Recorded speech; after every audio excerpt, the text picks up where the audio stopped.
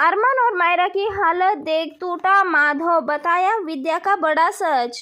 किया यहाँ पे विद्या का पर्दाफाश। जी हाँ दोस्तों, सीरियल ये रिश्ता क्या कहलाता है का आगे आने वाला एपिसोड काफी ज्यादा धमाकेदार होने वाला है। आखिरकार वो सच आ चुका है जब सभी लोगों के सामने सालों से छुपी हुई सच्चाई अब बाहर निकल जाएगी। और इन सारे सच का पर्दाफाश करने वाला कोई और नहीं बल्कि माधव होता है।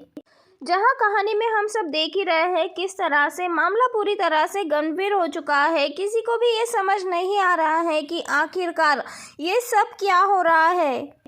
तब यहाँ पे माधव गुस्से में कहता है कि तू और मायरा आज जिन भी परिस्थितियों से गुजर रहे थे, इसका सारा का सारा इल्ज़ाम सिर्फ और सिर्फ तुम्हारी माँ पे जाता है, क्योंकि विद्या ही वो इंसान है जिसने तुम्हारे किस्मत में इस तरह का गम लिख दिया है।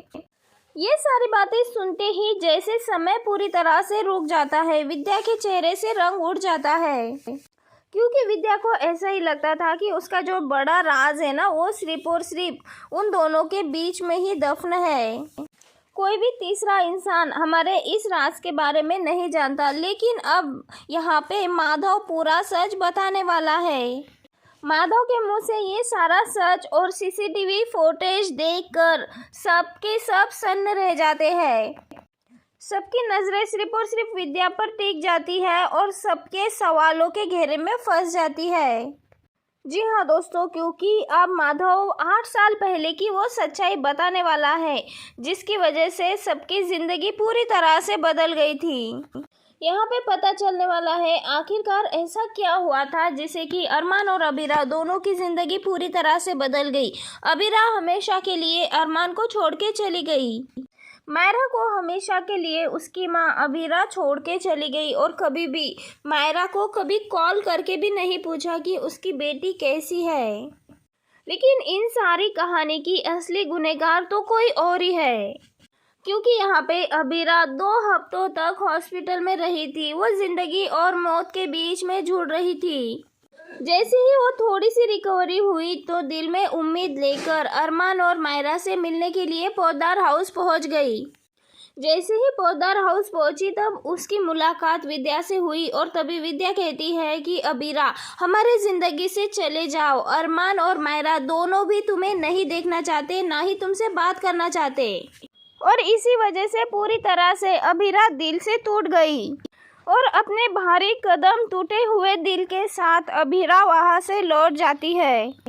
एक बार फिर से अबीरा मायरा और अरमान से मिलने की कोशिश करती है, इस उम्मीद में कि शायद अरमान और अबीरा दोनों का गुस्सा शांत हो चुका होगा। लेकिन इस बार तो कुछ और ही हो गया, उसकी पूरी तरह से उम्मीद खत्म हो गई।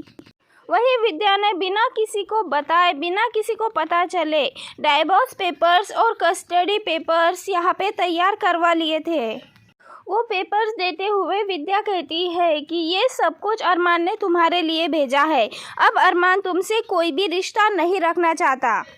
विद्या कहती है कि अरमान अब तुमसे ना ही कोई रिश्ता रखना चाहता है, ना ही तुम्हारी शक्ल देखना चाहता है। और वही मायरा भी तुम्हें अपनी माँ मानने से इनकार करती है। ये सारी बातें सुनकर तो एक बार में जैसे कि अबीरा के दिल पे हजारों खंजर चल गए हैं। विद्या यही नहीं रुकती बल्कि ये भी कहती है कि अबीरा, अगर तुम मायरा के सामने आ गई तो उसके पुराने जख्म फिर से हरे हो जाएंगे। न जाने फिर मायरा ट्रॉमा में आखिर क्या कर बैठे। इस तरीके से विद्या ने अबीरा को डाइवोर्स पेपर लेने के लिए मजबूर कर दिया। यहाँ पे डाइवोर्स के लिए मजबूर हो चुकी अबीरा उन पेपर्स पे साइन करती है और टूटे दिल से वहाँ से निकल जाती है। यहाँ पे अबीरा ने सोचा था कि वो किसी भी बड़े वकील से पैसे देकर अपनी बेटी को अपनी ओर कर लेगी, लेकिन मायरा तो पहले ही नफरत करती है, ये विद्या ने अबीरा को बता दिया था। ऐसे में आखिर वो अपनी बेटी को अपने पास लाती भी तो कैसे। और इसीलिए अपने टूटे दिल और भारी मन से उसने कोई भी लड़ाई नहीं लड़ी।